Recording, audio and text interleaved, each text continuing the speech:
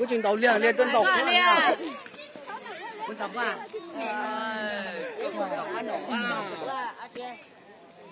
哎呦，cái chị đi nữa. Mẹ nhá. Mất cái tăng lên đây quá, nó mới mẹ. Cho nên chỉ có giờ có nói lắm rồi. Không nói gì con đầu sỏi. Nào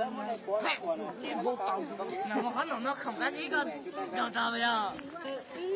Liền bây giờ á. giờ tại có thấy ở cái em có chụp con chụp lại cho xem anh chơi cho nên phải nha nhau nó chụp được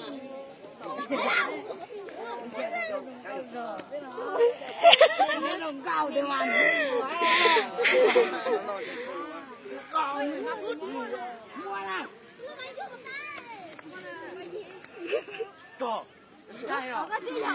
Bỏ chết rồi.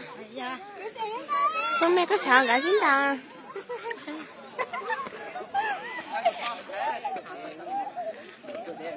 đâu kìa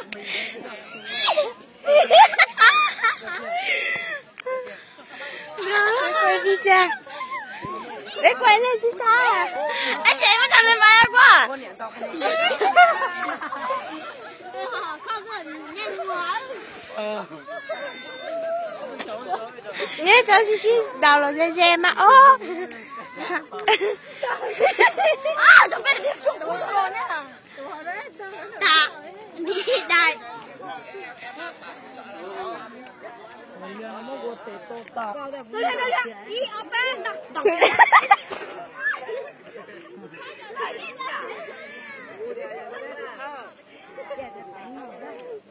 mau đi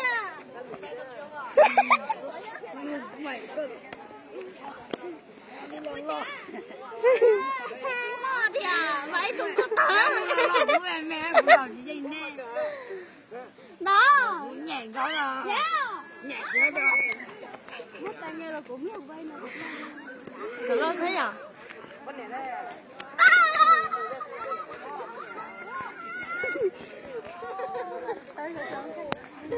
tao dạ chẳng biết thoáng lại là biết sao mình coi video biết đâu lên thấy đó rồi yeah nhặt tao lên thấy đó yeah nhặt nha mình cũng đã chị sao tao